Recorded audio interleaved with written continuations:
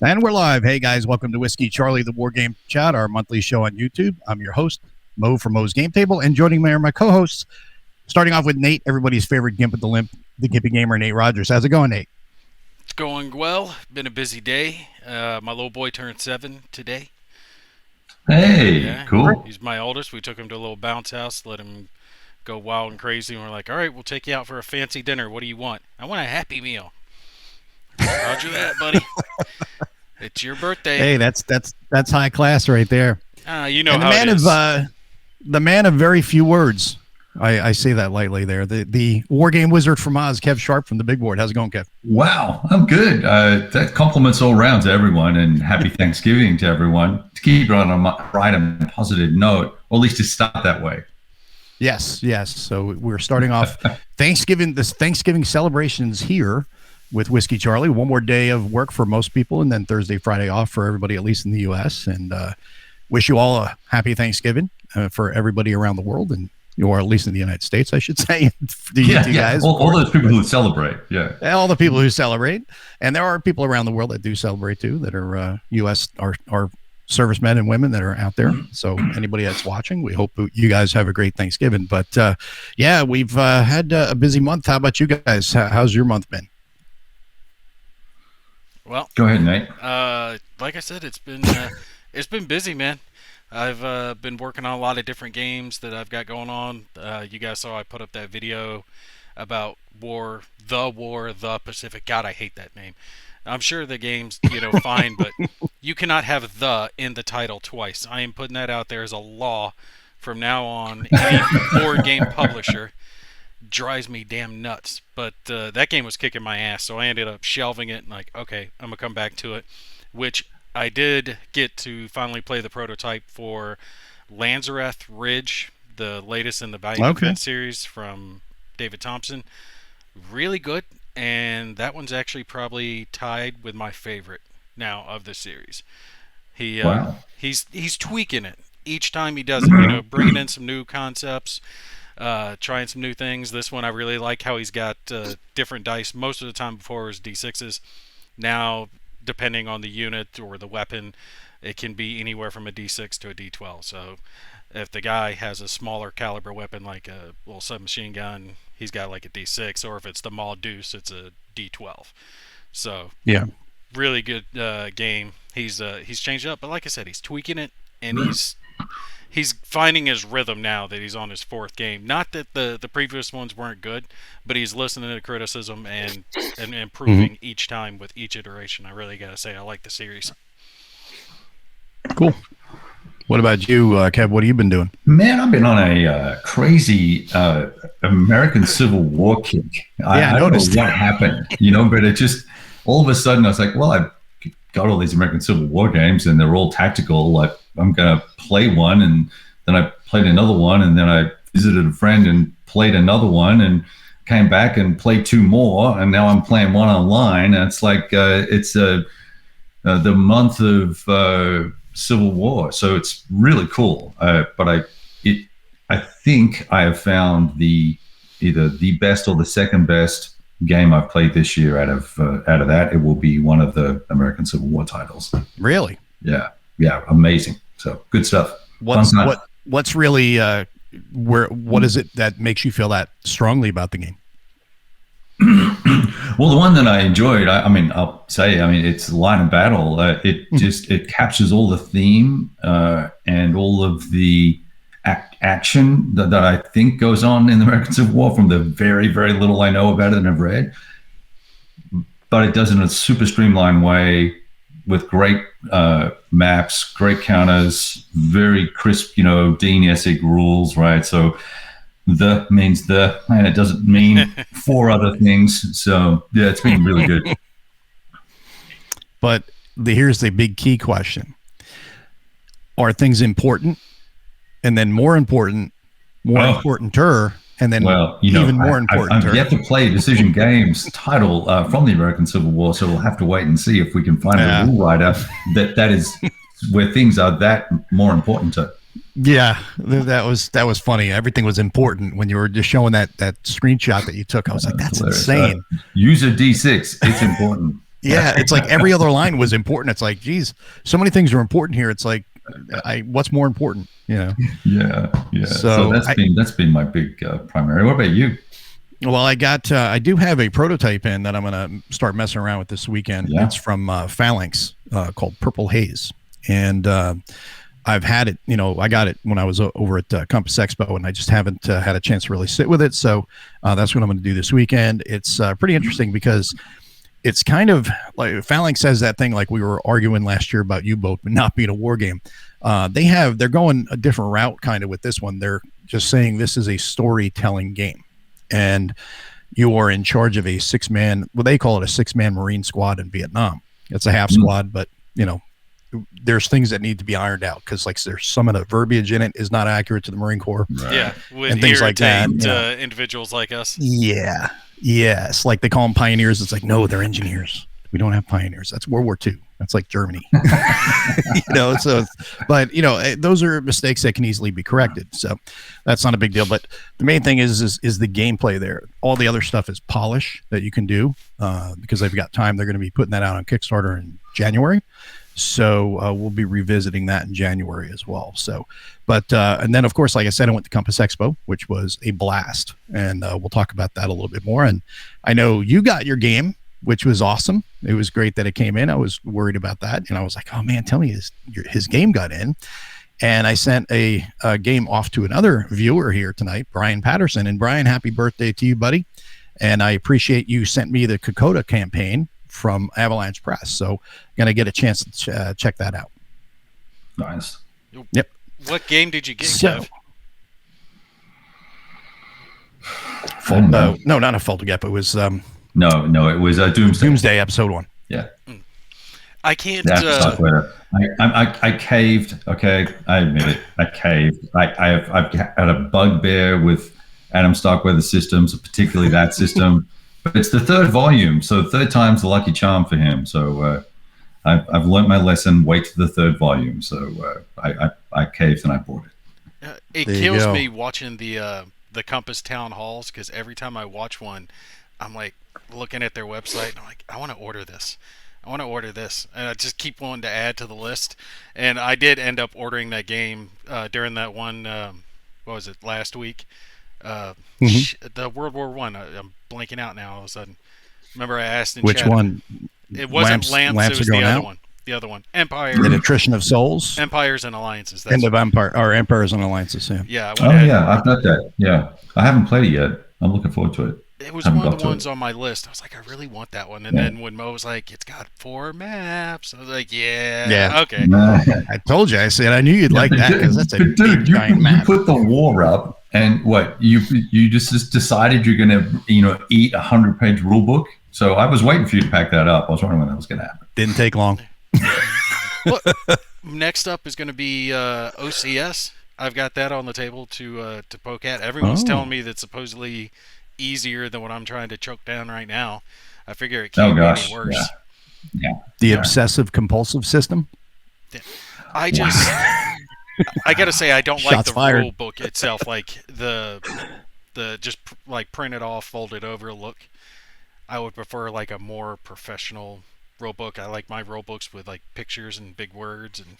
You like where you get a little coloring book action in there too? Marine style. Do you want something to color around the outlines or in the outlines? No, come on, you guys can't tell me you don't know what I'm talking about. Where you pull out a rule book, no idea, and you're looking at it and you're like, when did I start algebra again? Columns and all this other shit. Come on. The OCS rule book is not only, I love the beautiful crisp white paper. I love the fact that it's paper that I can write on and it's not going to smear and it's all shiny and it's paragraphed out and case pointed out and there is not one extra word in there that you need. Well, you guys are used to like that old printing style press where it looks like it just got rolled off with the lead ink and shit. Used to reading. That's nostalgic for you guys. I need pictures. Us younger guys, pictures, that's what it is. We're used to pictures and colors and all this stuff. You really are a Marine, aren't you? You can tell. We're really going to screw with you, Nate. I'm going to send you a game, and I'm going to handwrite the rules in cursive, and that's really going to just screw you up, isn't it? No, that is I was great in cursive, dude. I love cursive. I'd write in cursive all the time. I said cursive, not cursing. No, cursive. Seriously, like my handwriting's gibberish, but I picked up cursive like nothing. It was easy. There you go. Mimeograph. What's the first thing that comes to your mind with the mimeograph? I don't even know what the hell that is. I knew you wouldn't, but what about Kev? Oh, me? Yeah, I know what mimeograph is. Well, mimeograph paper. Well, I think when you got the quizzes. What's that? Yeah. When you get the quiz in school, you'd sniff the paper. Sniff the paper. Oh, yeah. Okay. But okay, what the hell's a mimeograph? I did that with the whiteboard markers. Oh, yeah. The mimeograph is the old machine. It was like a big cylinder, had the mimeograph stuff on it. You put a master sheet in there and you just make copies. The copies, yeah. So that's how you got your quizzes in school. Yeah. Back in the old days, in the one-room schoolhouses that me and Kev went to. Okay. Good for you guys. We just John said, fill-in crap.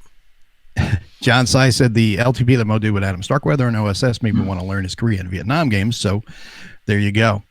Well, good for him. Good luck with that. More OSS talk in there.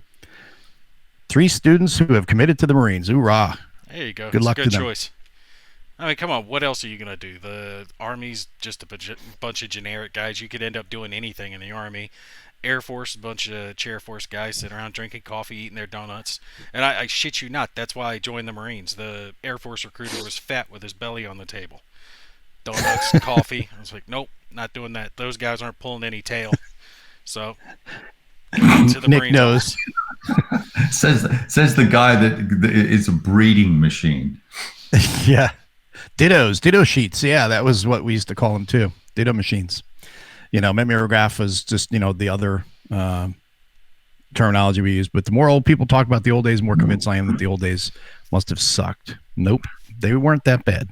They were a lot better. I haven't seen that old chestnut in ages. He used to be on all the time. Yeah, what's going on, old chestnut?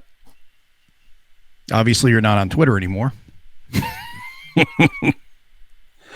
But so we'll start out with the first topic tonight. The Charlie Awards were in their second year after coming back. So last, while I was at Compass Expo is when that was announced, and I totally missed because I was wrapped up in what was going on up there.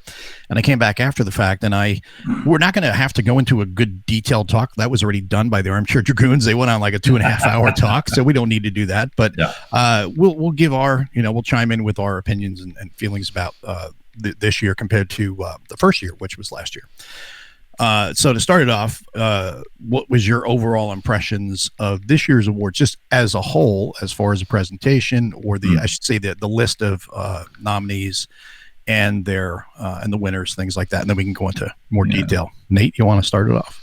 I noticed basically some of the stuff that we talked about previously. It seems like, because I've got the list pulled up here, that some games get more traction, should we say, more social awareness to get the vote out. And you're always going to have the GMT games there because they're still the big boys on the block. But like Shores of Tripoli, and I'm not saying that's a bad game. It's a good game. I liked it. It covered a section of history that hasn't been covered as much, and it's about the Marines. So yeah, good stuff. But I noticed it was on there a lot for a lot of different categories. So I think they had a lot of social awareness, getting people out to get that vote out. You know what I'm saying? Yeah.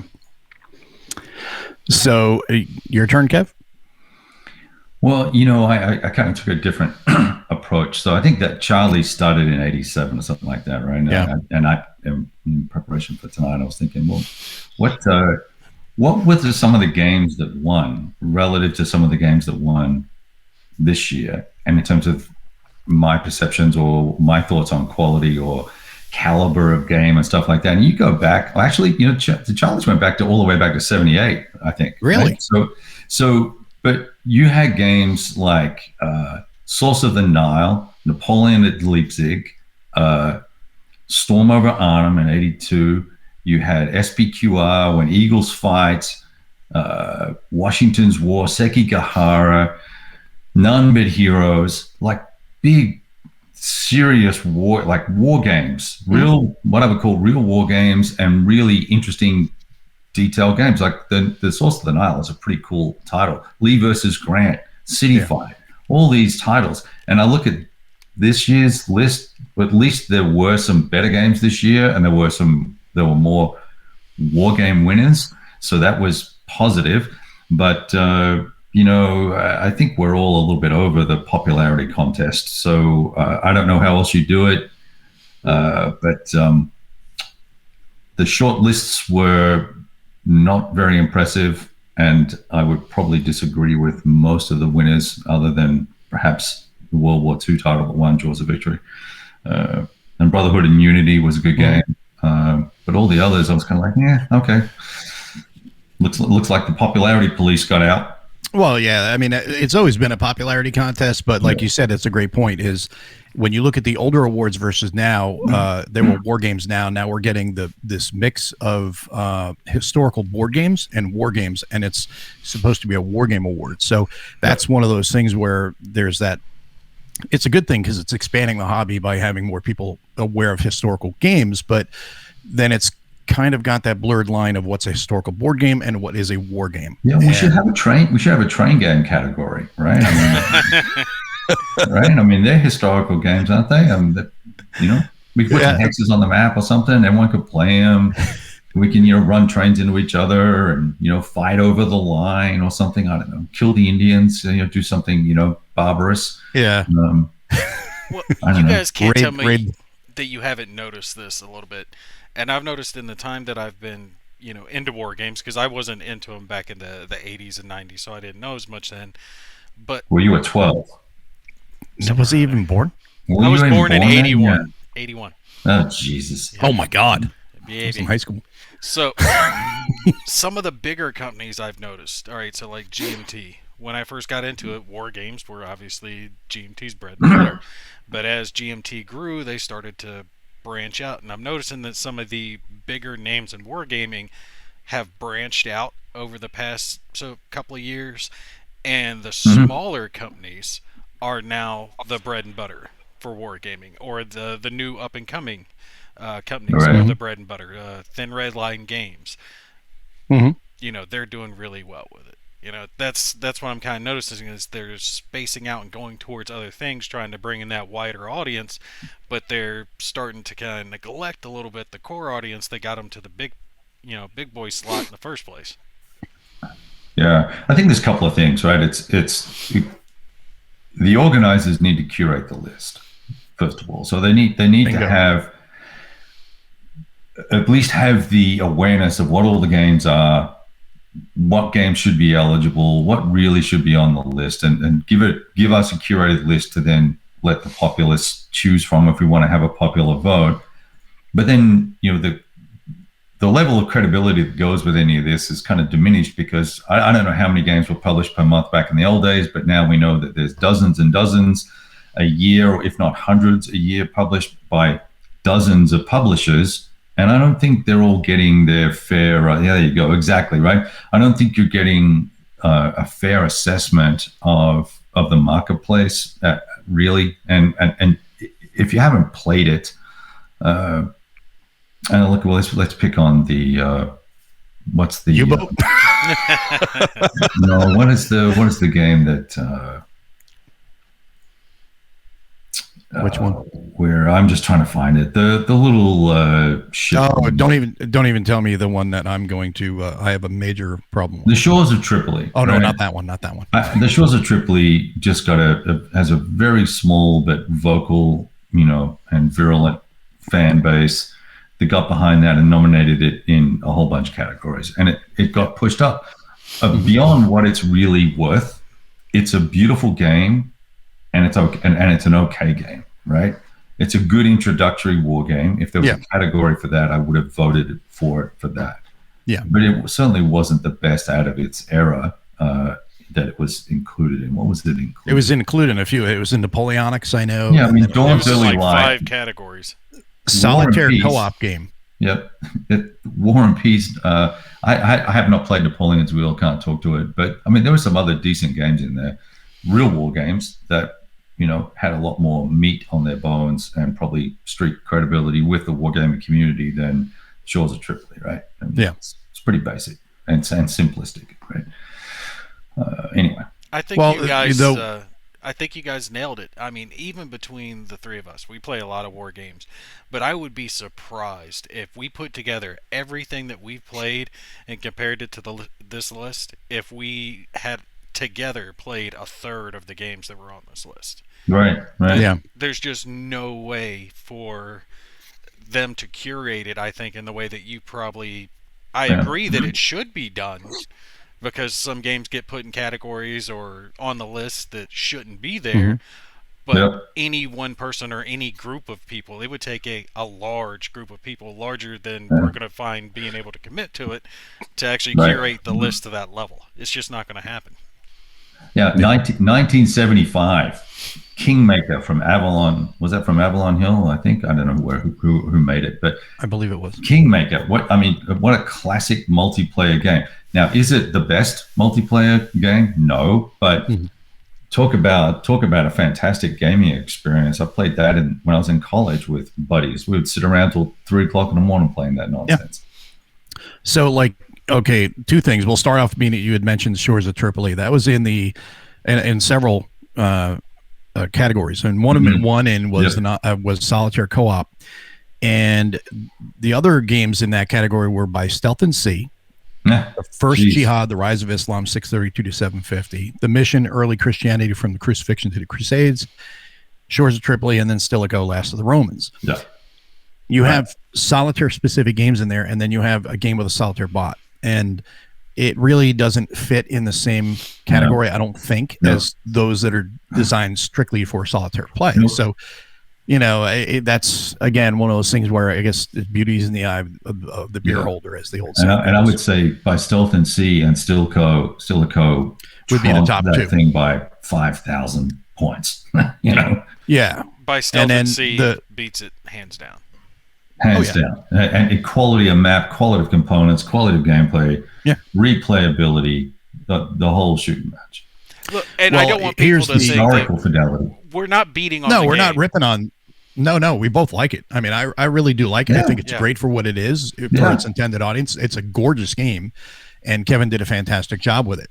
And of course, we're going to be biased because it has to deal with the Shores of Tripoli. So that's really close for us, but for me and Nate. So that's a big deal. But in fairness, you have to look at it and say, does the game fit in that category, and should it be a winner in that? Yeah. Now, the one that I have major problem with, and this is the one where, to me, the CSRs lose a lot of validity, is, and this is something they really need to correct.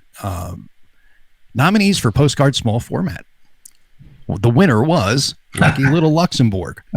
That was done as a joke. Oh, yeah, I heard about that one. That Ryan had done as a joke. Everyone knew it. That was nominated, and it won. Did anybody vet that? No. That reflects very poorly on the Charlies.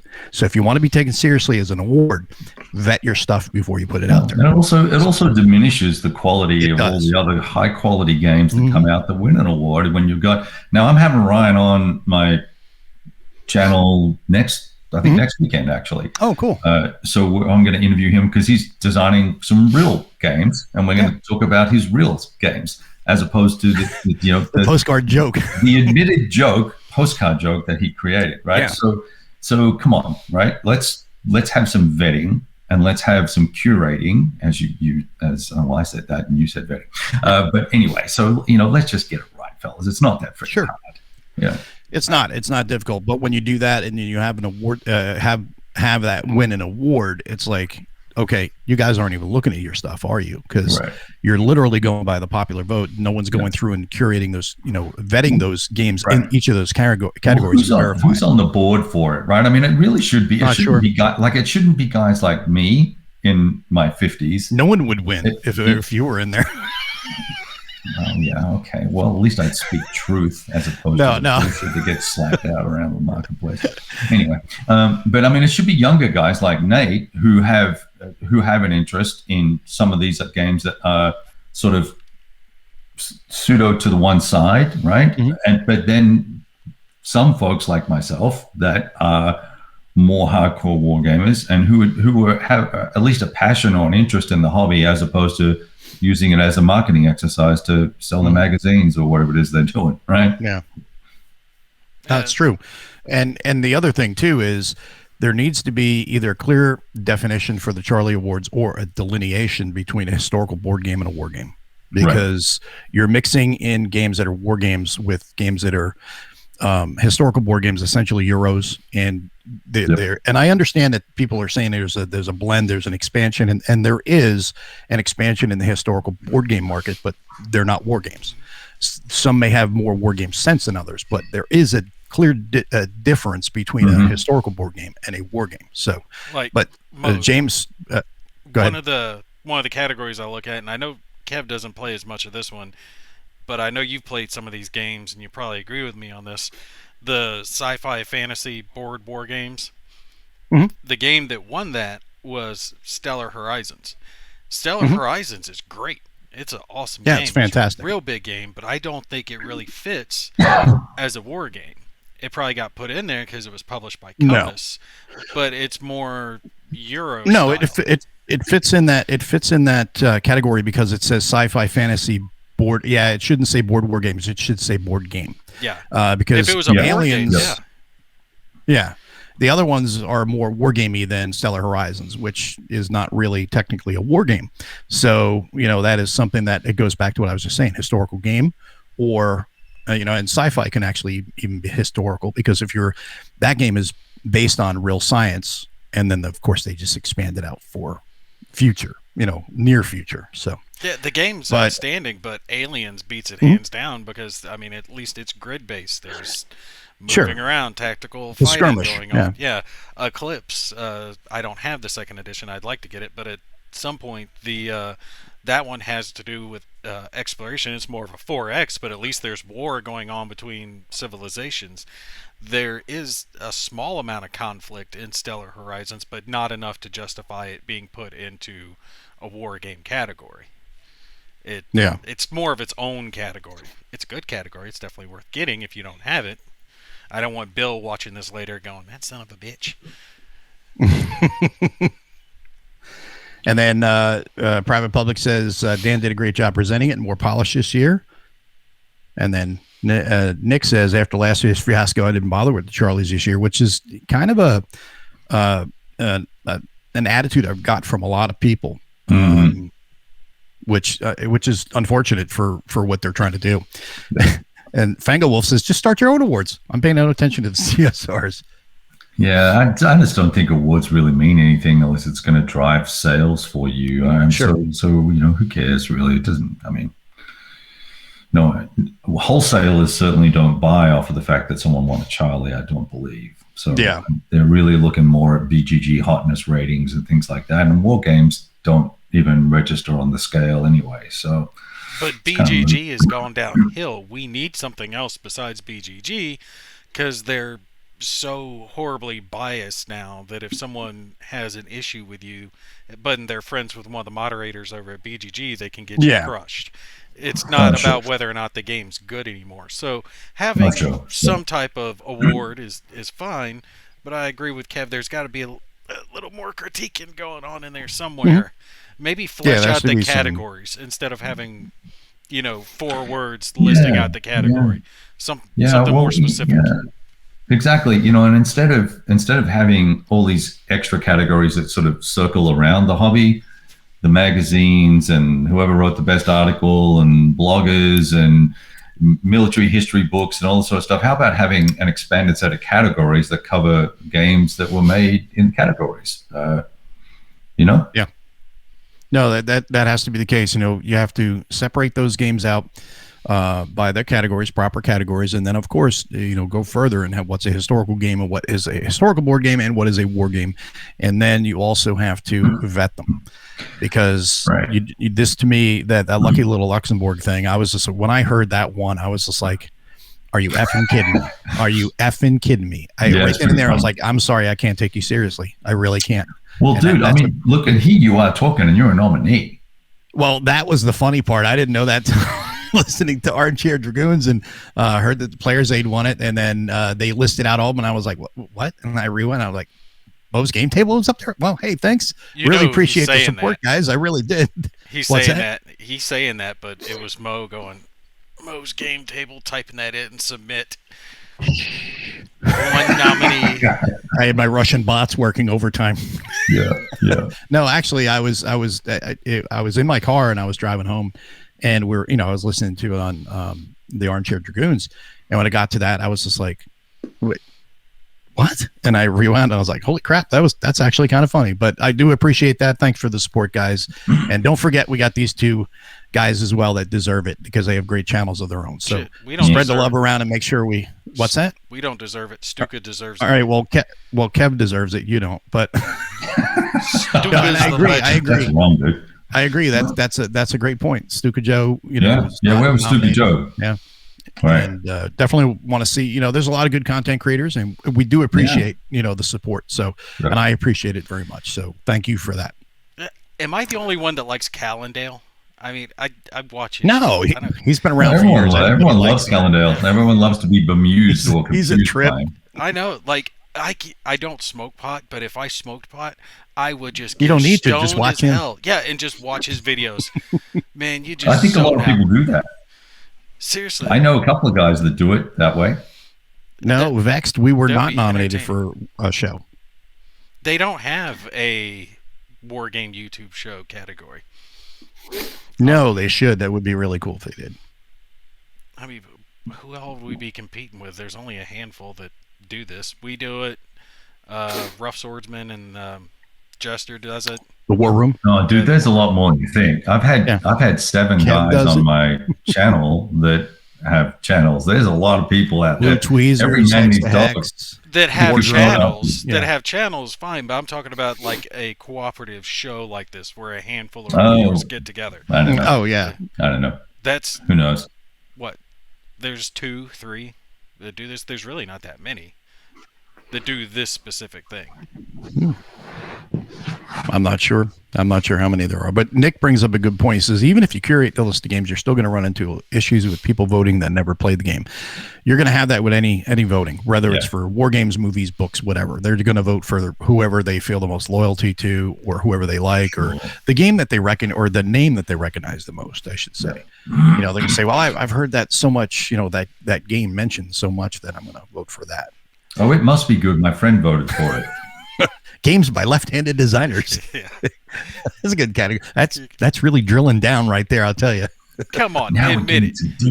If you were going through and voting on this shit, and you didn't know any of the games, but you knew some of the designers, or you knew the publishers, that's going to sway your opinion. You'll pick based off of your favorite designer or your favorite publisher. Yeah, you're more likely to. That is for sure. I mean, you are definitely going to have a bias towards that. That's natural human nature to have that. So look, there's a lot of very tight relationships from the folks that run the CSRs to the publishing companies, right? So there's a vested interest in making sure that it's not necessarily about a game or a designer, as long as some of the right people win. And some of the right companies win.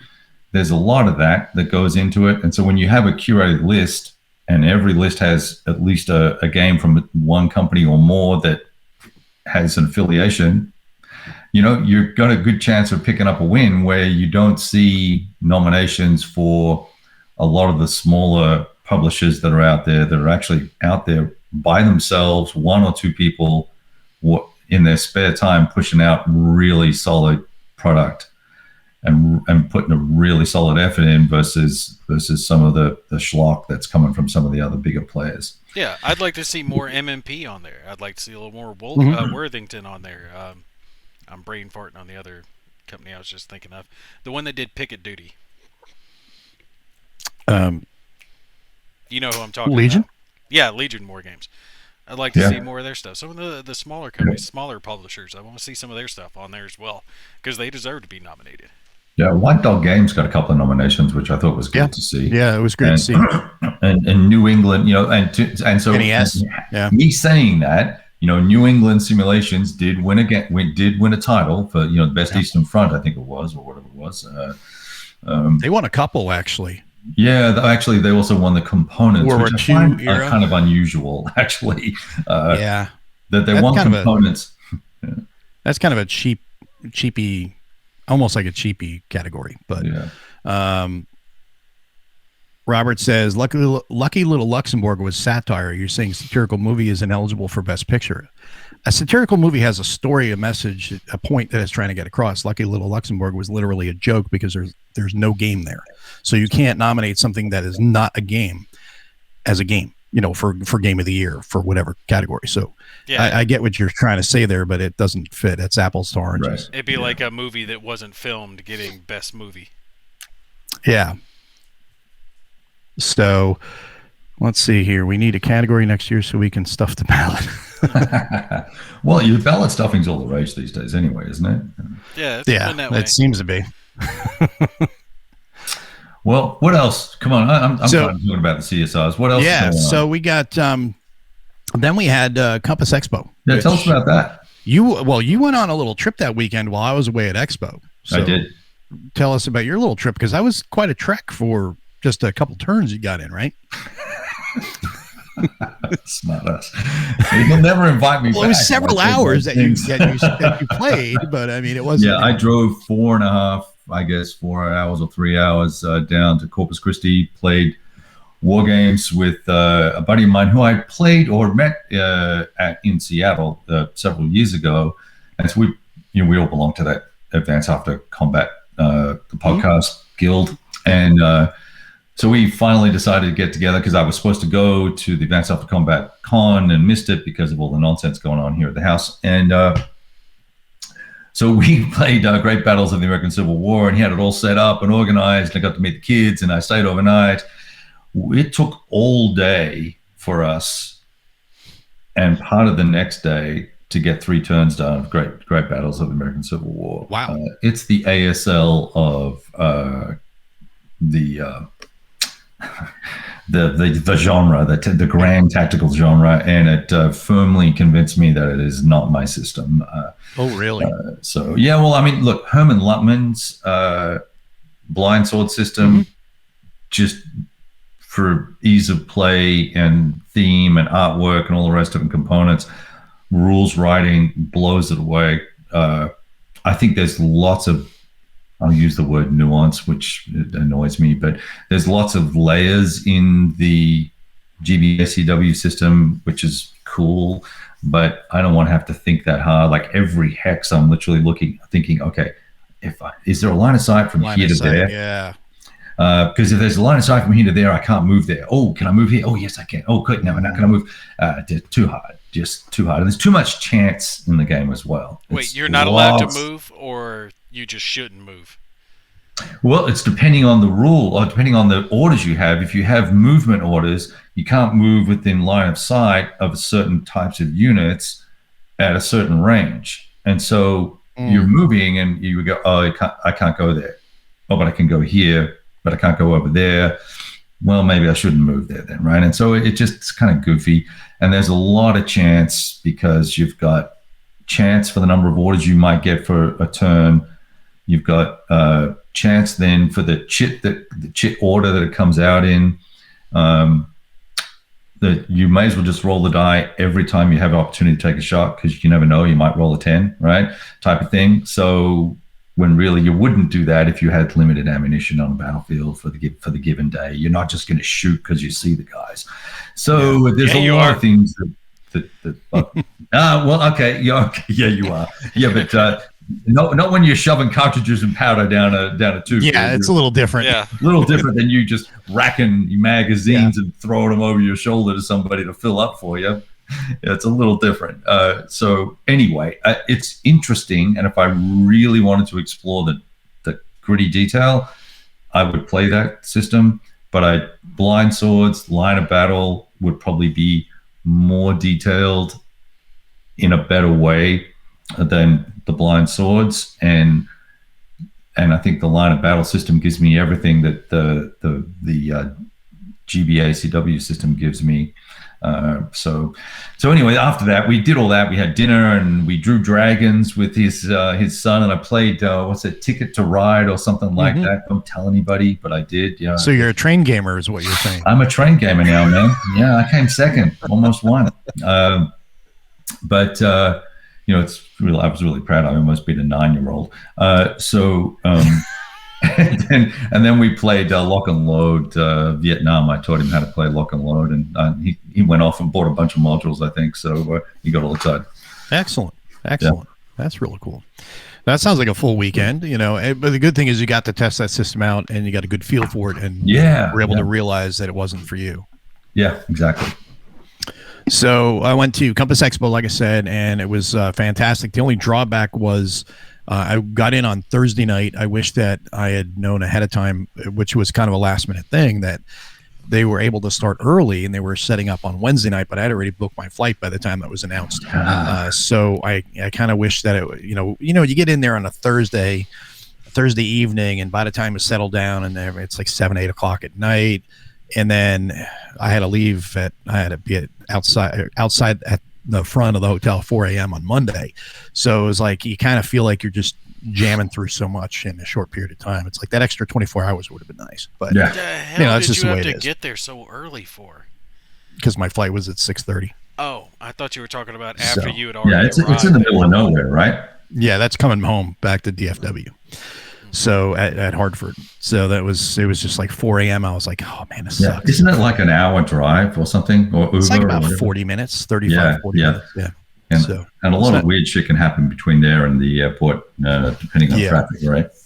Yeah, it can, even at that hour. I mean, our driver wasn't the best. He was kind of all over the place, and I was like, dude, by the time we got there, we had 30 minutes to get to the plane for boarding. Oh, jeez. I was just like, blowing through the TSA line. I don't care. I'm moving through. Move it, people. We're getting out of here. So I got there on time and stuff like that. Got on the flight, and that was fine. But next year, I'll definitely go earlier. But so it was great because I haven't been to a convention in 2 years, and it was great to see people in person playing games again, which was a fantastic thing to see. Yep. And it was, there were over 100 people there. I think it was nice. Like 117 or something like that had signed up, paid to attend. And I did a walkthrough. I waited till things were kind of thinning out a little at lunchtime before I went and did a walkthrough video that I posted on the channel where I showed what was going on, because I was like, man, I don't want to be bumping into people when I'm doing that and stuff. There wasn't enough room to where I'd feel comfortable. So I waited till everybody thinned out a little bit, and then I went out there and did a little walk. But they had a good table of all the upcoming games, which was pretty fantastic. Tell us about that. Tell us about that. Yeah, there was how many Greg Smith games were there? There was, let me see. I got 11, a picture of it here. 12? There was only one that was actually on the table of his. There was Victory at Sea, Combat Volume 2, Barbarians at the Gates, Sea Power in the State, Pacific Tide, the Greg Smith game. And then there was African Campaign, which is going to have the mounted map. And there was nice. Death in the Trenches, Napoleon's Eagles, the second Napoleon's Eagles game, and then Sniper Kill Confirmed. So those were the ones that were up. What is that? Is that a card game? That's a solo game, yeah. That's going to be a solitaire game. You play the sniper. But is it like a map and encounter and shit, or is it cards? I think it's going to be cards. That's what I with thought. A map and all that sounds cool, though. It does, cool.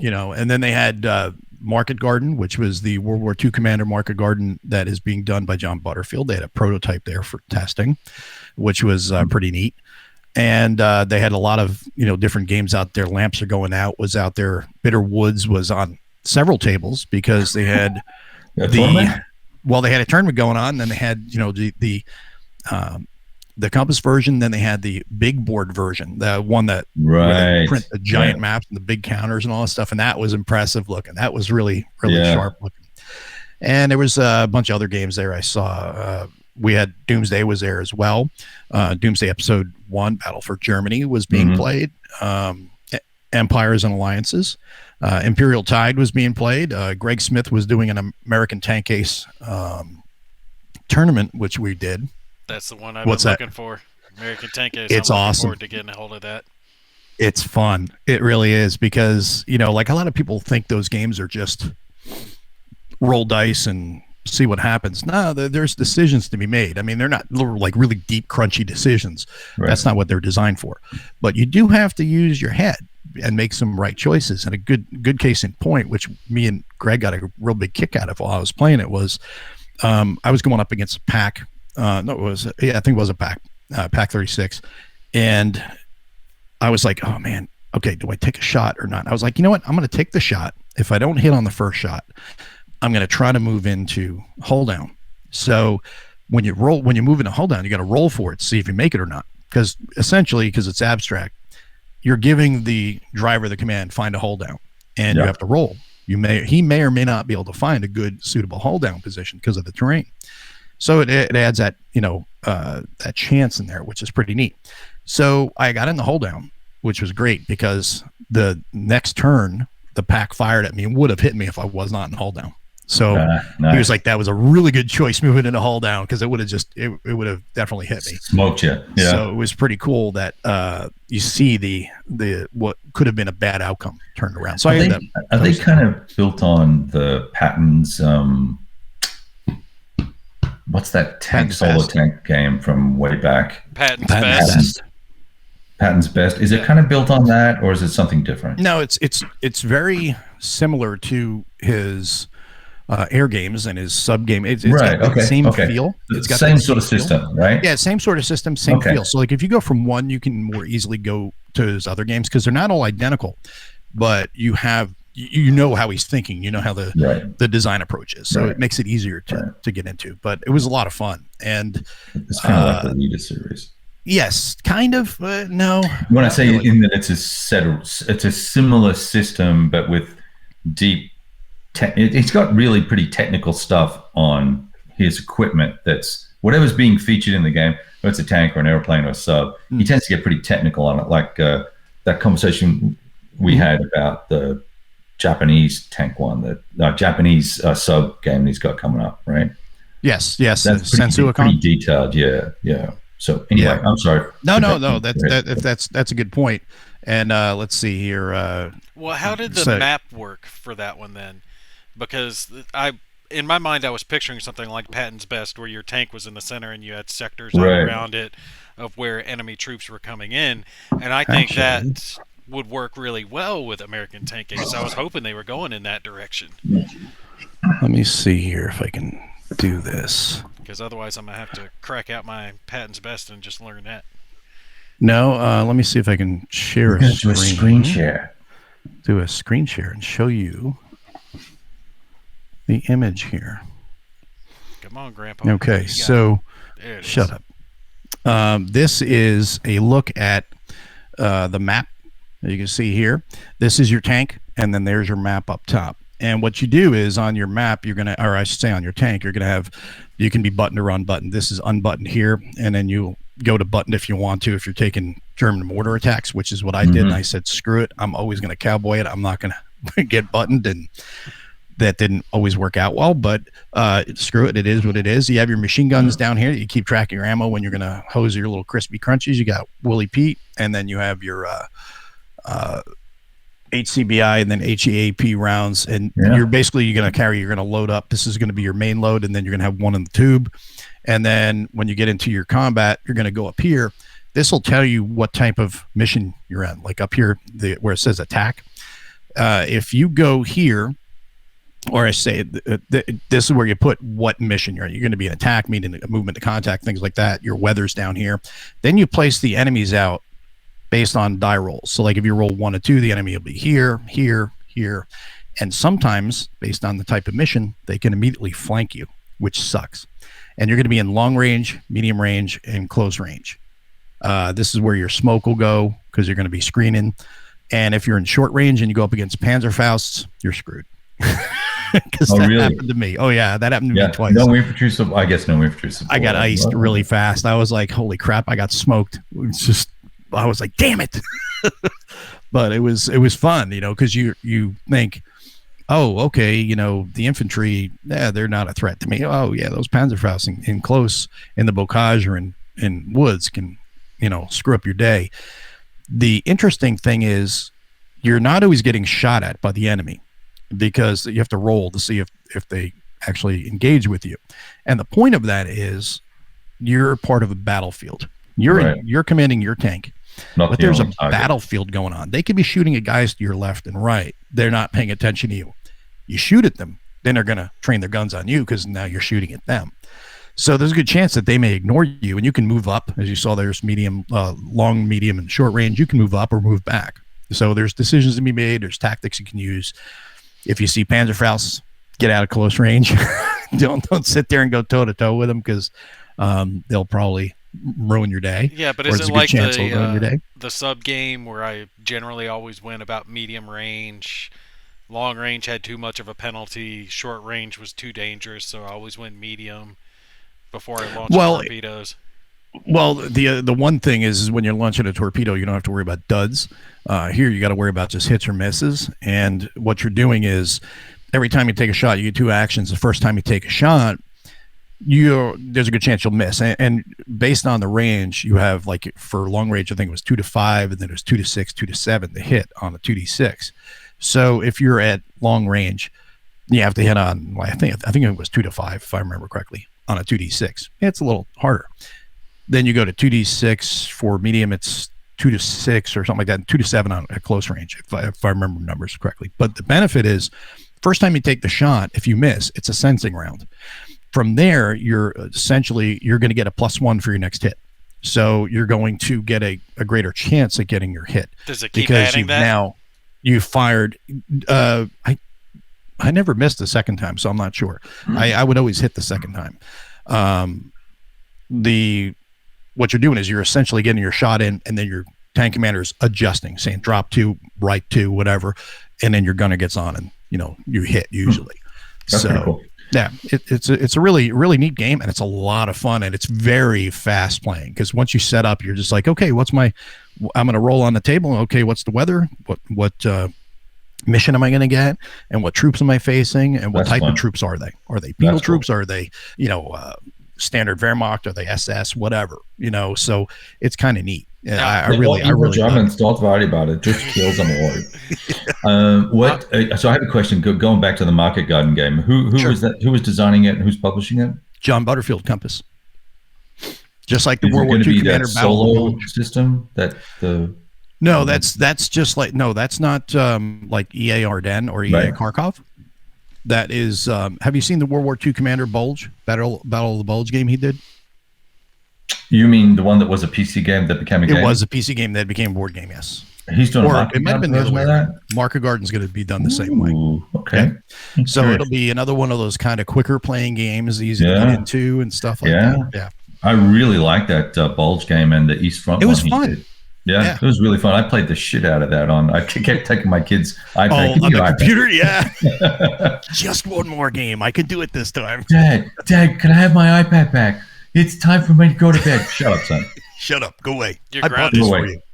Yeah, because I don't have any Mac stuff. So yeah, it was good stuff. And then we played Imperial Tide, which looks really good. That's using the same type of system as Pacific Tide, Oast Creek. Yeah. So that's another one of those 2-player games that has a solo bot.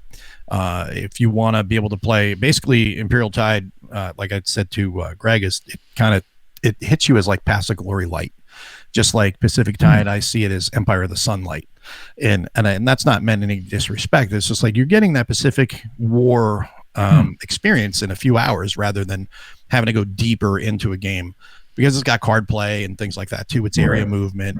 Right. It's a lighter game compared to Empire of the Sun, but it's a game that you can jam out really pretty quick in like 2-3 hours. That's pretty cool. Yeah.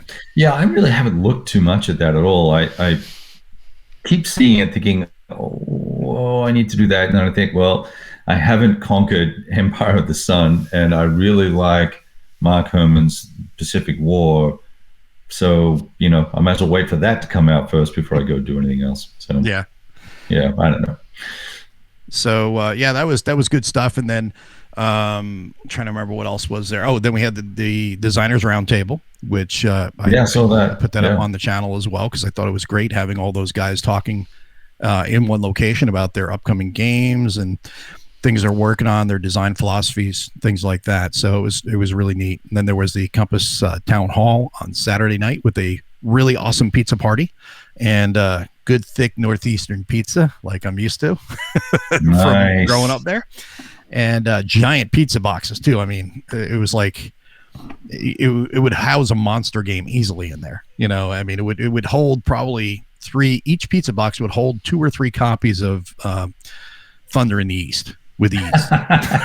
I was like, That's damn, these awesome. pizza boxes are awesome. That's awesome. I miss pizza. I haven't had pizza in months. Yeah. Wow. You guys don't have I can't pizza believe in it. Texas? Yeah, we do. We do, but it's not like I'm on a best pizza. stupid I'm sure there's diet a thing. Domino's or a Pizza Hut around here somewhere. My son pizza.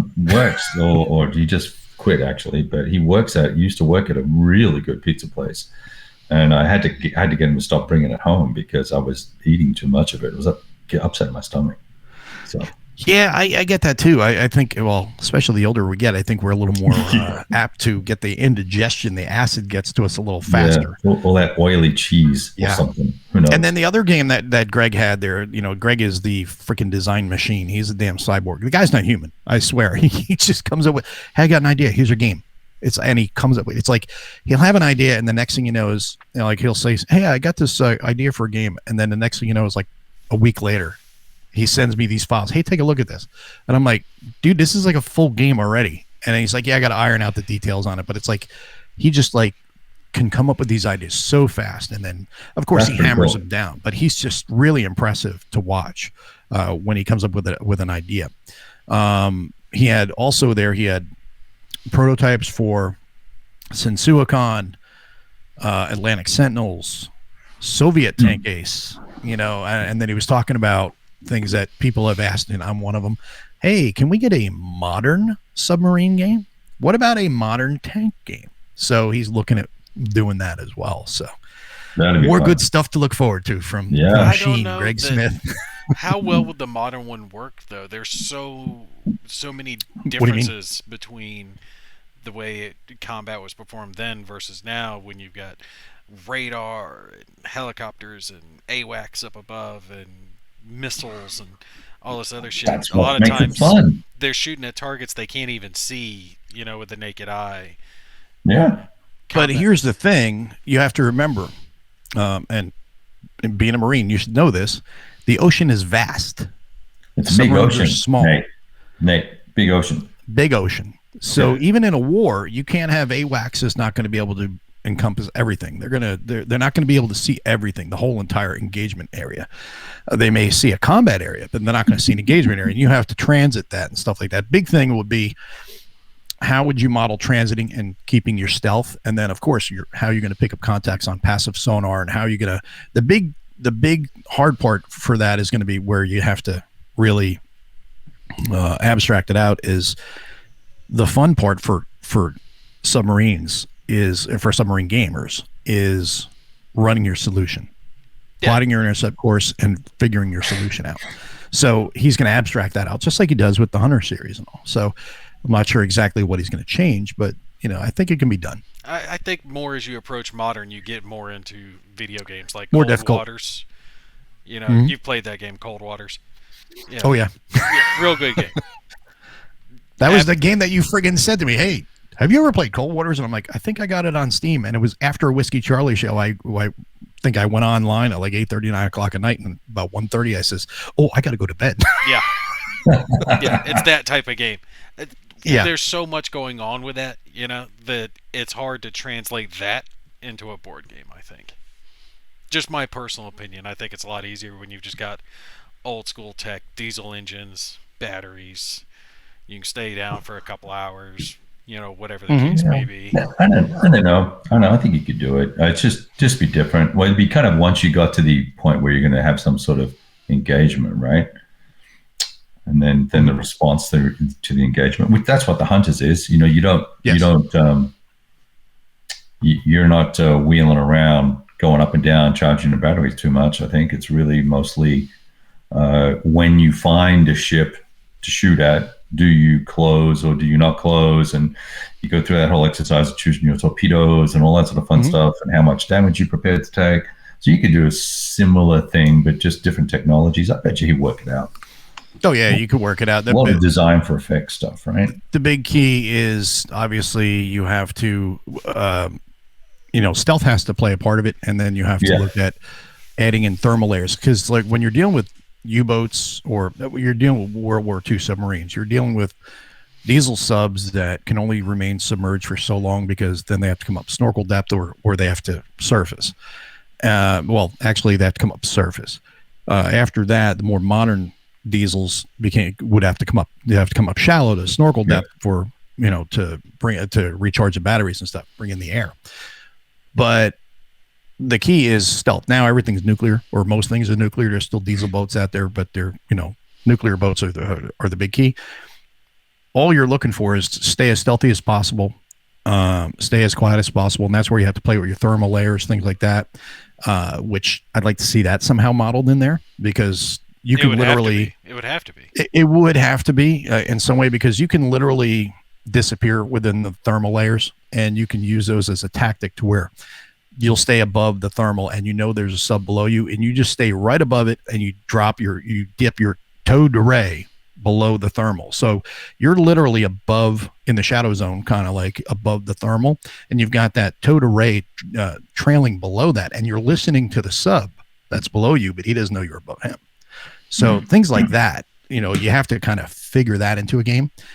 But the more interesting thing would be if there's a way, and the only way to do it really would be to referee game, was to have it head to head. It would be kind of neat to do that, but that would probably be tough to do. I just want to do a Crazy Ivan. Sonar, Crazy Ivan. It's cool stuff, but I love sub stuff. It's a great topic and all. So, but it was great. The Compass folks were awesome, and the people at the convention were great, and looking forward to going back again next year. And it's definitely one that you guys should try to join us at next year. I think you guys will both enjoy it. And if they're going to hopefully get the same deal next year, where it starts Wednesday evening, where they do their setup, I'm coming in Wednesday afternoon, Wednesday evening, and that way, hang out downstairs a little bit, and then start off Thursday with a full day rather than starting off Friday. I love how these cons just creep into the week, right? So it's the same with the Advanced Alpha Combat thing. It started, it was Thursday through Sunday, then it was Wednesday through Sunday, and now everyone arrives on Tuesday afternoon. Next year it's so Monday. They can set up Tuesday night so they can start playing. It's like I don't know if I want to spend that much time with anybody straight, right? Let alone my wife. Yeah, isn't that why we play solitaire war games? Yeah, right. This is true. Did you did you get any of the hey, it's Mo? Oh yeah, no, I had plenty of people, and then there were some people who were like, yeah, before you even say anything to me, and my name on my name tag was my full name, not Mo, and I was just like, okay, people are like, hey Mo, and and they would just be like, oh well, ask Mo, and I'm like, you know me? And I'm like, oh yeah, of course you know me. And they're like, yeah, watch your channel. I'm like, oh, okay, cool, thanks. And then of course, so cool. Of course, ran into Ardwolf. He was there. He came in for I think it was Friday and Saturday, and he left. He was there for like about a day and a half, something like that. And it was cool seeing him there as well. And people were doing the same thing, coming up and talking to him as well. And then he sat down with Mike Wilner, and he did a playthrough of Prelude to Revolution, his new game that's coming out. Right.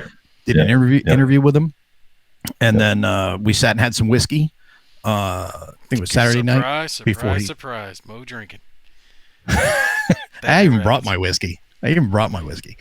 Spreading the word of legacy. I'm spreading the legacy everywhere I go. Good man. But hey, it's good stuff. But it was fun, and it was awesome. The best part about it was hanging out with everybody, sitting down, talking with people, playing games. And just being in person again was just really, really fun. And you don't realize how much you miss it until you do it. And then you're like, damn it, this really has sucked being away from gaming in person for 2 years. It's been a long time, right? Yeah. And also just being able to get together with or without a mask, right? So just to hang out together, play games, talk, shoot the shit, right? Yeah, exactly. Dude, that drives me crazy. My game store is still pushing the whole mask thing.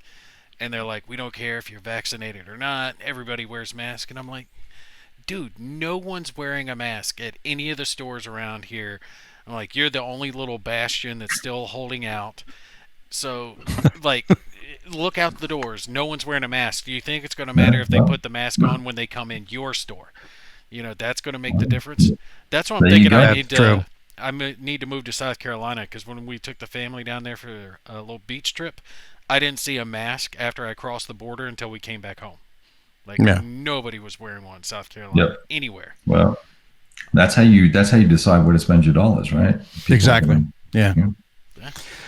And Vex was saying Well, in the unfortunate life of a celebrity of sorts, but not having the millions of dollars that other people have to deal with fans, and that reminds me of the GIF that I posted on your thing. Where you said, "Do I owe you for shipping?" And I'm like, $1 million. Yeah, I saw that. Yeah, Dude, but it throws me off, right?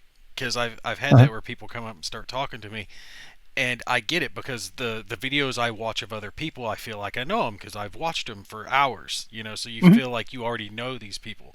And then when they come up and start talking to you, you're like, "Who are you? Don't touch me." Kind of keep your distance. Well, you're like that because you're just grumpy. I'm grumpy gimpy. Grumpy gimpy. But you're like so personable. I figure it kind of works out for you. Me and Kev are a little more on the hateful side of things, but Mo's just friendly with everybody. I'm a pussycat in person. You're old and crotchety, just like me. No, he's not. No, he's not. I'm not. I'm the fucking life of the party, bro. I remember first time I saw Kev was at AAC Con, the first AAC Con, I think it was. That's right. And I was playing OST on one table. He was behind me, and you had on. I can't remember the exact wording on it, but it was. Damn it! What was it? I can't remember, but it was like something with the Australian military, Royal Infidel or something like that. The SAS or something. Yeah. It was something like Royal Infidel or something like that. Royal, like Australian Infidel or something like that. And I was like, "Hey, nice shirt, man." And you were like, "Oh, cheers." And I was just like, "Okay." And then we just kind of had that little interaction, and then you were like, get away from me, get away from me. I'm a big YouTube star, and no, he didn't. I was playing games. I go to these cons to play games, bro. Well, that was the thing. You were game and I was game. And I think I went and got a drink, and then I came back and I saw your shirt, and I was like, "Hey, nice shirt," because it was actually a pretty cool shirt. And then we got back to it, and I remember that game very, very vividly because even my opponent was like, "Do you want to re-roll that? Because you've been rolling too many friggin' ones." I was just getting shit roll after shit roll after shit roll. I was like, "No, I'm going to change the dice." He's like, "Well, it's not the dice. You're just having bad luck." I'm like, "Well, that's when you change the dice." And he was like, "Okay, why don't you just roll it again?" And I rolled the one again or something like that. A pair of ones. I was like, screw it. I don't care. But I got housed in that game. Funny. I was doing pretty good for a point, and then I got to just a bad run of bad rolls. But so, you guys come up to Compass Expo next year. Yeah. I'll tell you, it's all planning. Yeah, every convention should have a Mo there for the people that come. Because I still remember the first convention I went to, like, Mo comes up, puts his arm around my shoulder. "Let me introduce you to all these people. Hey, this is so-and-so, this is his game, and this is so-and-so, and this is their games. And their games are really awesome, and you should go talk to him, too." And just introduced me to everybody. I'm like, okay, I like this guy. This is good. I didn't have to talk to anybody. I didn't have to be friendly because he was being friendly for everyone for me. They all thought I was great just because I was standing next to him. It was wonderful for me. I loved it. No, I remember that. That was at WBC. Yeah. And I was, trying to, because you were relatively new at that point. You were very new, actually, I think, with your channel, weren't you? Yeah. I think I was still around like 1,000 subs at that point. Yeah. I'd only been doing it. Yeah, I mean, just new to the whole thing. Yeah, just like new to the whole thing. And you didn't have a lot of contacts. So I was like, well, hey, let's make sure everybody knows who you are. So I went around and I was like, hey, here's Mark Walker, here's Uwe Eichert, and so on, Grant Wiley from Worthington, all these people. We just went around and just said hi to everybody and introduced you to people, all people all over the place. And then then now look at you. You're a big YouTube star. Nah, still crap. I'm a proud papa. I mean, look at your hot jacket. You got that hot leather jacket. Look, now you kind of look like a biker. You got that thing going on. Growing out the beard. Like the biker of wargaming. Hey, it works. The Sons of Whiskey Charlie on the back of the jacket. That's classic. Oh shit! I got get one of those. Nice, but and then let's see. It sounds like a sea shanty band. Mo and the Jelly Grognards. I do like that. But so now, what are your plans for the weekend, Nate? What do you got going this weekend? Thanksgiving and a CAT scan. CAT scan. Gonna finally see if you have a brain, or no? They determined that was gone long ago. I'm still passing a kidney stone. Really? Yeah, it's been in there for a little bit. So, yeah, that's part of the reason I've been a little more grumpy than usual. I'm in pain all the damn time. Anytime I breathe deep, I can feel that thing moving. And my cam did its. And your camera just died. Get it to come back. There you go. And Well, now we got you got froze face on there right now. Yeah, it looks like he's grimacing as the kidney stone is passing by. But yeah, between that, I got to do all the cooking because the wife doesn't cook. So. Oh, really? Yeah. Well, she's making the sweet potato casserole. That's all she can do. Ooh, nice. And no, she just yelled at me. She's making some desserts too, so she. That's all she can do. That's all she can do. I like the way she heard that, and she's like, "That's not true." No, I can make desserts too. Her family just were never big cooks. They ate out all the time, so she never learned it. I grew up with my grandmother, and I hear the corrections coming. You got errata coming on that comment that you made. I'm going to be in trouble as soon as this is over with. She's going to yell at me. But yeah, that's. I can hear you out there. That's it. The cat skin and playing games when I can, getting some painting done. I'm going to be doing Car Wars soon by the 6th edition. Doing Bolt Action is also on the table. The War of the Pacific. OCS is also planned. And 5 Parsecs from Home, I think is the name of it, if you guys don't know. Oh, cool. Wow, you got a lot going on. That's pretty cool. Well, yeah. It's all in the stack of to be filmed here soon, hopefully. I finally got TBF. Yeah, Bolt Action painted up and looking good. I actually did pretty good with that one. I'm looking forward to getting that on the table. Nice. Nope, camera still got froze face. Yeah. What about you, Kev? What's your plans for the weekend? Let's see. Well, I've been working. One of the things I've been doing since I got the new Twilight 2000 in is I've been building some characters and writing some backstory, and I'm going to possibly run a couple of small campaign things. We'll see. And maybe awesome. Yeah, maybe do it solo to start with, just to get the system down, and then gonna play an RPG with yourself. Guys involved, and we'll do it online or something like that. We'll see. So I have VTT, so because I went and I did the same thing. I got Twilight 2K, and then I got prior to that I got in the Aliens RPG, and I just haven't had time to sit down and learn it. And it's one of those things where I'm like, that would be a great live show. Yeah, would be to do an RPG. I think it'd be fun. I'm probably a horrible what I would call a dungeon master or dungeon master or game in that master. one, I forget what they call it in that. If it's just a I think it's game master, or referee. But I think it's a referee in that game. Yeah, referee. But anyway, I think it'd be fun. I enjoy just the writing around it. It's kind of interesting, and also just like what the hell is going on with that whole thing, right? It looks just. What are you going to use for ammo, and what is there any hope, or is it just all disaster? And so I've been doing some of that. Let's see. I'm playing the Deadly Woods right now. I'm finishing up the Line of Battles battle. The OCS game that the wind blew over, I finally got that all reset. So I'm hoping to play that this weekend. And if there's time, I think you and I are going to try and do some NATO, right? Yes, sir. So, Friday night fights. Yeah, Friday night would actually work. I've got I'm mostly through the rules, I think, but that was 3 weeks ago, so we'll just fumble our way through it. Yeah, I mean, I haven't played it in a few months either, so I have to refresh my brain on the rules. I just got Assault Red Horizon 41 in. Did a video on that. It was waiting for me when I got back from Expo, and that is a giant box.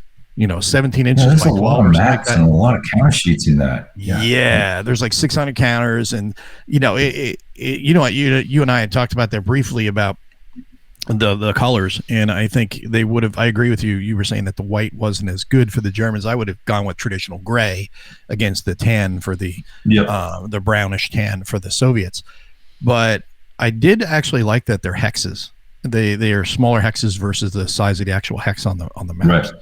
I think that's kind of neat and it's also important because facing matters. So that is something with the vehicles and with I think with the guns as well. So that's kind of neat that they added that aspect in. And I want to see how that plays. But it seems like a game that's not.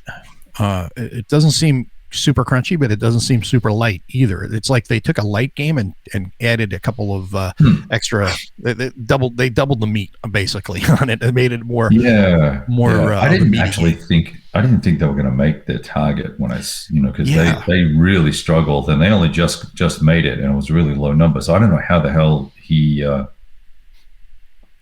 is going to break even on that thing, right? I mean, well, that's where content creators can come in and help out. Try to get the game more exposure, and people can see it, and hopefully say, "Hey, this game's kind of neat. Let me go get it," and maybe sell out the rest of the copies they have, and then prompt a second printing through Kickstarter. That would be great. So we'll see how that goes. And then I also have. I'll tell you, to interject in on that, it really did surprise me how much prototype copies cost, because they are relatively expensive. Very. And I don't think a lot of people get that. And I was underestimating it. And I was talking to David Thompson about it. And when it came to Landsareth Ridge, just the rules, just the printed rules alone was $25 per copy. That's copy. Cheap. Exactly. That's cheap. Are they color? Yeah, color. But you can see very quickly how that would add up. So when you're talking about that's just the rules. We're not even talking about the counters, the maps, the cards, and any of that other crap. It's a prototype, so there's no box. It's put into just a normal. With the box, I can tell you that, and this is not a word of lie. I know for a fact that depending on the site, you have a big Kickstarter or a big box. In a big game, you can run easily $250 to $350 per copy. Yeah. That's how expensive those prototypes get. So that's something to keep in mind too. I was thinking, why don't publishers, get this out? Because I was thinking the prototype didn't cost them too much more than a production version would cost them. And it is way different. And I can understand why a big company like Asmodee or Fantasy Flight, they've got the money to get 10, 20 prototype copies out there to a bunch of different reviewers. But when it's these smaller wargaming companies, they might have 2, they might have 3. And I've had wargame company publishers contact me, or designers contact me. Hey, can I send you this? And when you're done with it, I'll pay for you to ship it to someone else, because they don't have enough to get that many prototype copies. And I don't mind, shipping it on when I'm done doing my stuff to help them out doing that way. Just so people understand it. A lot of times it's not that the designer or the publisher doesn't want to get the word out. Sometimes they can't get the word out that much because marketing costs a lot more than you think it would. Yeah, no, it's true. Yes, Master Mike, I do a lot of the time mark up or annotate on map. Stigler says you graffiti your games. That was fun. How do you not get all the light reflection if you've got them under plexiglass when you're filming them? I don't care. Angles. I just don't care. No, when you're filming, I angle. I put the camera at the right angle. Angles, I've got much better lighting now anyway in this other room, but I really don't fuss too much about it. It's not really my problem. It's glare. It's the viewer's problem, and I don't really care. So I'm sorry. I try. Sorry, not sorry.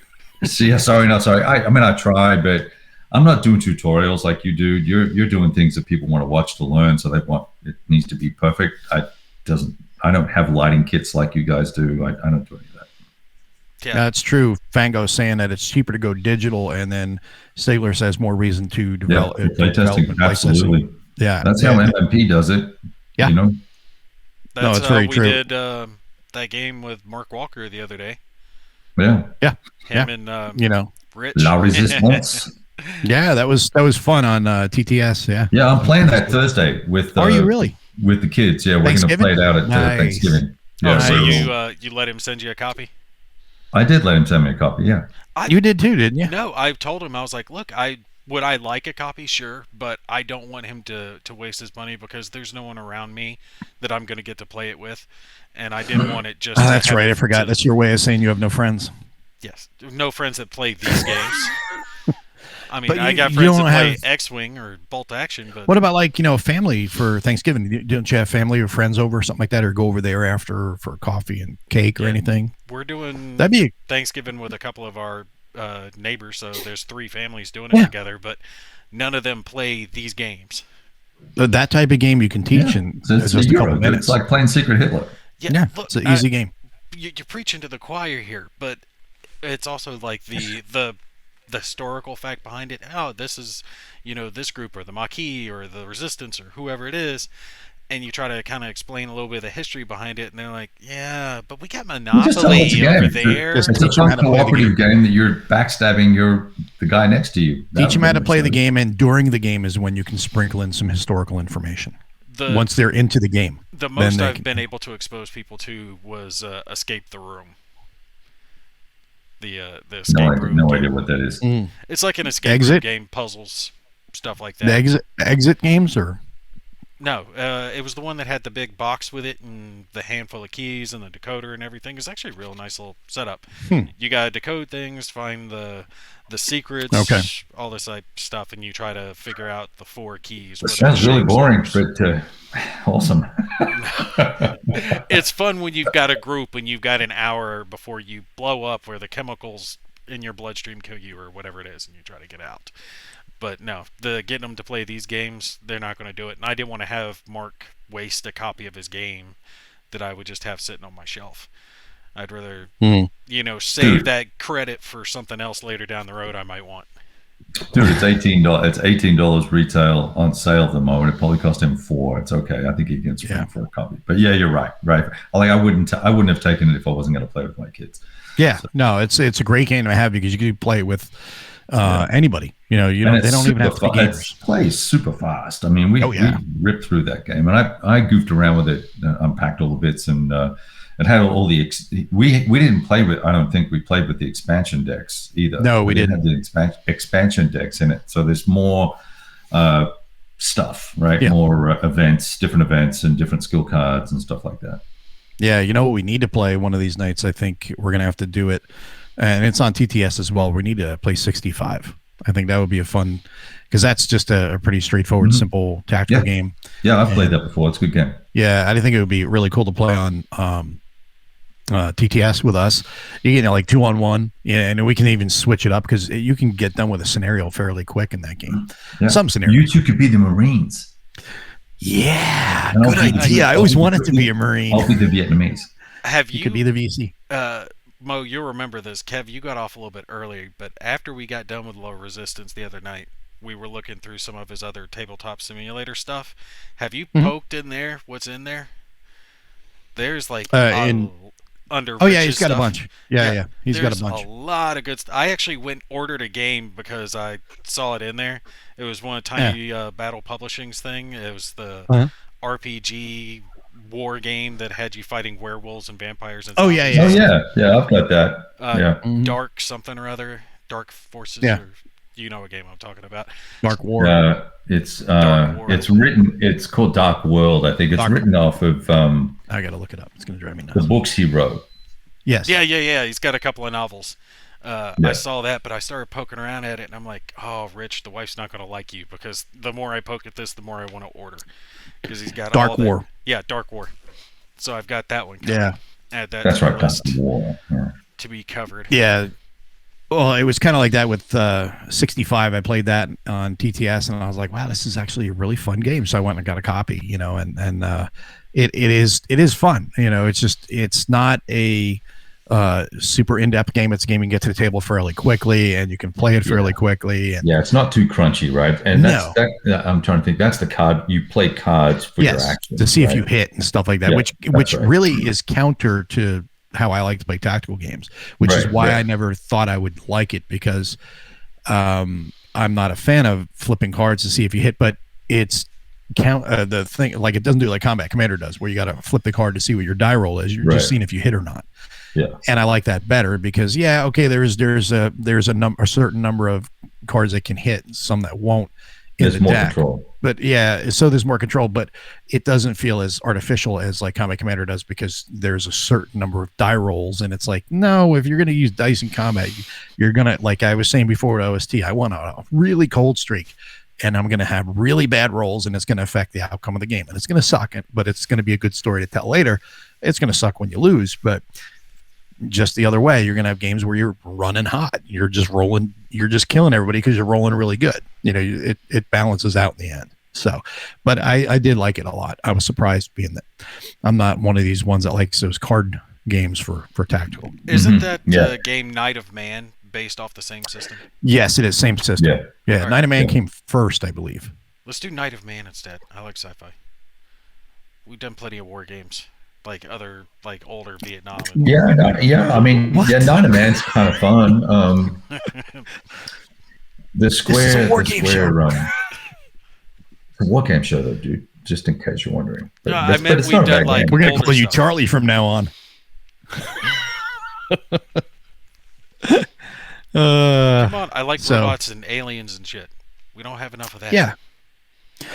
Yeah, no, well, that's where Twilight 2000 and Aliens RPG can come in handy because those have the world right there where you can play anything you want. You can be space truckers like in the first Alien movie. You can be Marines like in the Aliens.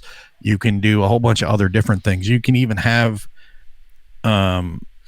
adventures in the world of Alien without dealing with any of the Xenos. You can just deal with corporate, like Weyland-Yutani or whatever. So that's kind of neat. Just like Twilight 2000, you can have games where there's no combat or games that are heavy combat. It's all about the story, however the referee or the game mother wants to craft it. And if they can draw you into the story they're trying to tell, and that's the big key, is that it's fun. Yeah, I play war games because I want to, play. I want to shoot democracy. Like, yeah, I want to shoot shit. I want things to blow up. That's what I'm here for. Oh, yeah, that's exactly it. So we got here, Vex is saying, is the year-end episode going to be the Whiskey Charlie Awards? Well, I don't know. That's a good idea. Maybe we'll do something like that. But we will have a Christmas episode. Well, we usually talk about like our favorite games of the year anyway. Yeah. I recall Jester. Remember, Jester was going to try and do a voting, and last year he was so pissed off with the Charlies. Didn't work. That never happened. So it's a big job. It is. So I've got for this weekend. Obviously, we're going to be doing the Thanksgiving on Thursday. I'm trying to finish up a Learn to Play video now that I'll post on the channel, hopefully for Thanksgiving, so that way people who don't want to watch foosball can watch that and have a good war game, informational war game video to watch. And then I may post up another video this week if I get the time to shoot. Is that Adam's game you're doing? Yes, it's going to be Doomsday Episode 1, Battle for Germany. So I'm trying to get that one finished so that way I can post it up. And that also help people like you who've just got a game. I just got the game as well. And we can, kind of dig into it a little bit more. And then I got Friday night, we're going to play some NATO. And like I said, Assault Red Horizon 41, I'm going to try to dig into that this weekend. Also Purple Haze. And maybe something else. I'm not sure what. But if I do play another game, it's going to be something fast and light that I can get in there, because I don't think I'm going to have enough brain space for anything else, because I'm going to have to be digging into 4 different rule books as it is. And sometimes you just want something simple that you could just play. And then I also have, that was the thing I may dig into. I just got the Combat Mission Cold War. Steam. Okay. So that may be something else I'll dig into. So kind of a little computer combat fun. Yeah, I haven't tried that. I'd be curious to see how that plays. Well, Fred Schwartz has been posting a lot about it. I think you've seen it in the Modern War forum. Yeah. Or group on Facebook. So it looks really neat, and I like the whole idea of what they're doing with it. The hard part is getting the controls down, because I've played that Combat Mission Marines one, and it was really cool, but it was weird getting the controls down. And I only played it a few times. I just haven't gone back to it yet. But I think once you get the controls down pat and they become second nature, then you can start digging into the situation a lot more, because then you're not going, what's the key combination? What the hell is it? You're spending time looking at the sheet and then looking at the keyboard doing that. And you're worried too much about the mechanical input rather than the tactical input. And that's where the big key is getting that aspect going. Yeah. Hey, quick question. I see people saying that, is DVG charging for Vassal modules? Yes, they do. What? You can't do that. Yeah, DVG is always charging Vassal. That's not really. That's not legal. I don't know if it's legal. If they create it, if it's created and sold. My understanding is that license when you use the Vassal module, you're not allowed to charge for the modules. It's a dumb business decision, I will say that, because I can kind of get where they're coming from in a way, that they want to charge or that they want something for you to play the game, but it's a dumb move. The reason that you have Vassal is to show support for the community that buys your games, because especially DBG, which their primary market, their only market really is solitaire. Totally.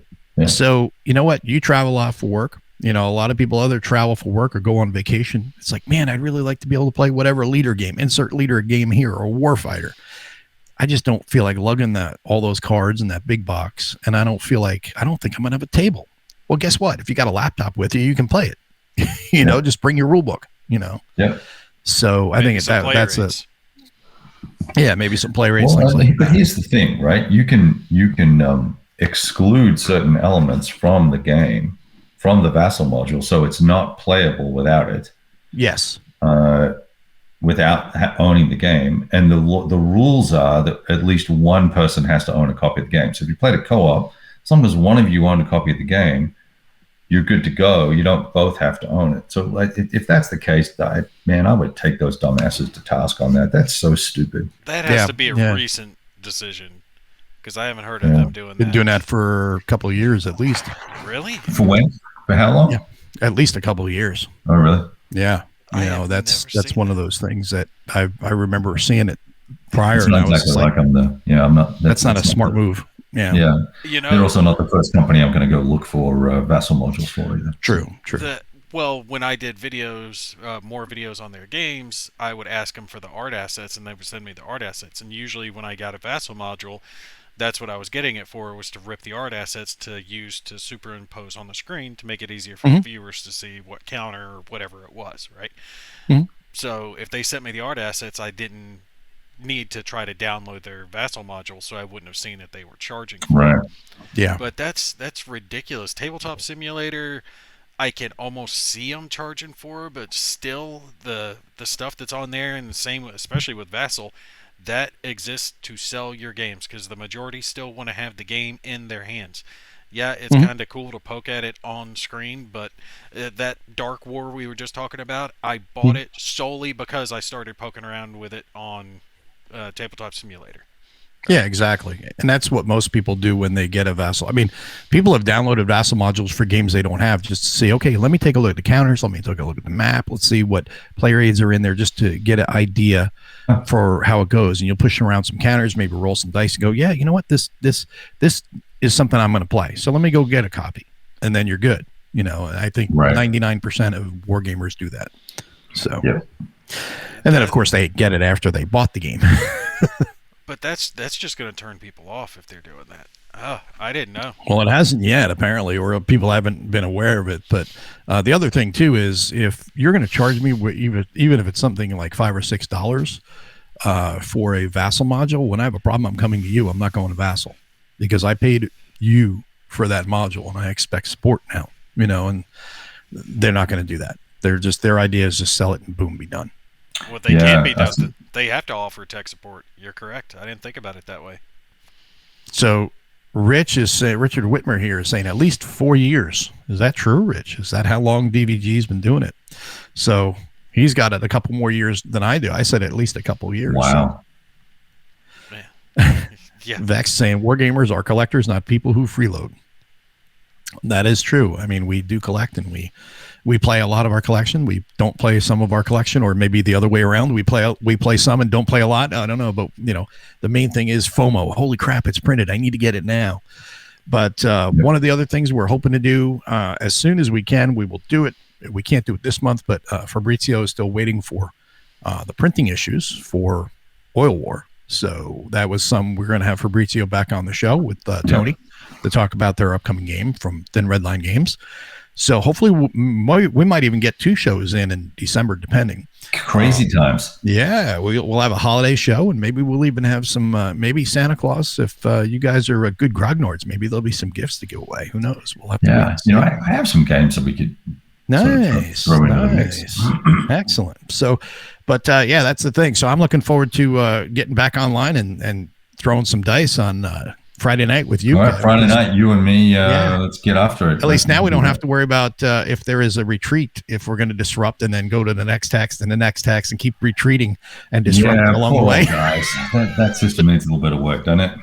It does, but I have to say, I was pretty critical, pretty harsh. I think we both were with the APs, but I'm not blowing the game off, and I'm not throwing it away. I think it's real. I love the combat system in there.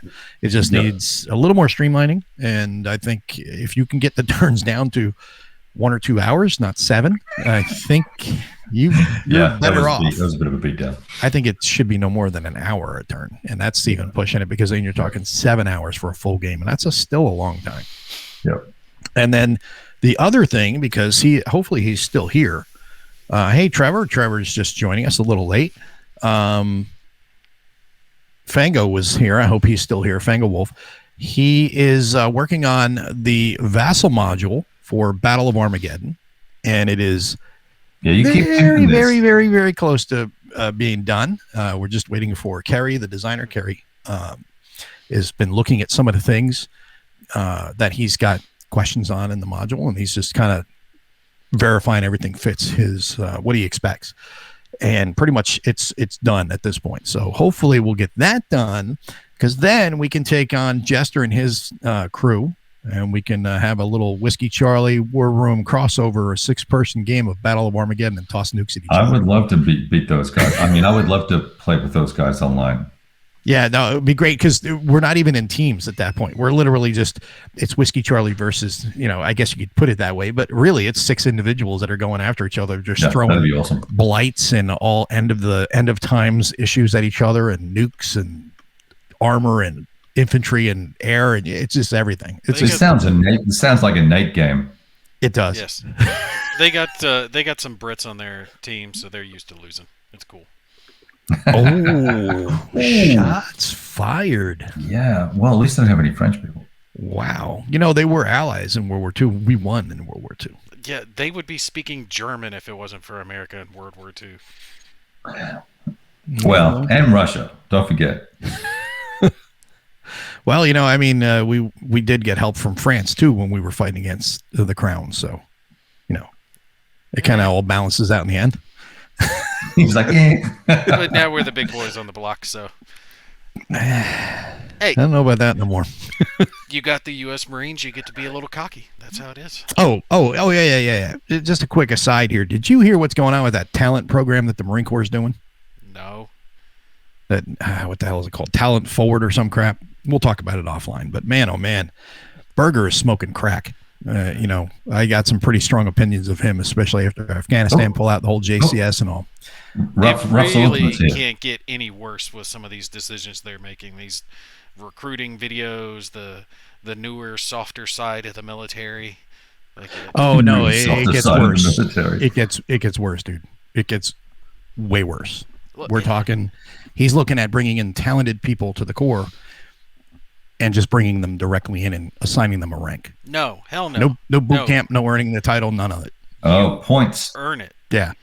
He is completely going against the warrior ethos of the Corps, and he needs to go. You remember you don't belong in that position. That old saying, right? You would never call the general of the Army a soldier. You would never call the general of the Air Force an airman. You would never call the admiral of the Navy a but everyone from the private up to the commandant is a Marine. Exactly. Every Marine is more than happy to be called a Marine. There's a mentality. There's an ethos, and you can't just have that. You have to earn that. It comes through blood, sweat, and tears, literal tears, as you go through the damn gas chamber. Right? I remember going through boot camp, and they were talking about the kids that died during training, and they're like, that's hardcore shit. That's how it's done. And I'm like, are they going to kill us? Yeah. Is that how this works? All right, guys. Let's talk about wargaming and not your Marines. Sorry. All right, yeah. It's part of the wargaming. On here for an hour and a half. No. That was just the thing. That's why I say we'll talk offline about it. But man, that was just crazy when I saw it today. I was like, the chat agrees. Oh, the chat agrees. Well, I see. Rough Swordsman's here stirring up some stuff. I'm sure he's ready to play Armageddon. He said yes. Todd's here as well. Rough Swordsman. Squid Game on Whiskey Charlie. I'm down for that. And he knew. Oh boy, here we go. No, but yeah. So that's what we're going to be doing. So I will get that all scheduled up. Friday night, 8 p.m. It'll be Kevin and I playing some NATO. And if you guys want to join us and a little bit of Whiskey Charlie After Dark with some whiskey and some NATO, there'll be a lot of shooting. There'll be a lot of dying. It'll be a lot of fun, and it won't be 7 hours to get through one turn. I can tell you that. No, there could be nukes early. Just saying. Wow, going right to nukes, huh? Yeah. Yeah. Well, nukes and chem are girls. Nukes and chem is that's a little dangerous in that game. I know. All right. Well, anybody else have any parting shots before we end? I don't think so. No, I appreciate everyone hanging around listening to you two idiots.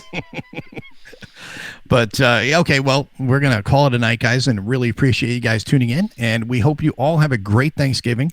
Those who celebrate, those who don't, well, you'll be jealous of all our food comas. And so Thursday night there will be a lot of people that'll be pretty hurting, but a lot of stuffed bellies, that's for sure. And we will see you on the next show. And like I said, we'll try to get in Fabrizio next month, and then we will definitely have a Christmas show. So 1, maybe 2 shows next month. We'll see. But thanks for tuning in, guys. We will see you in the next episode. Good night, everyone.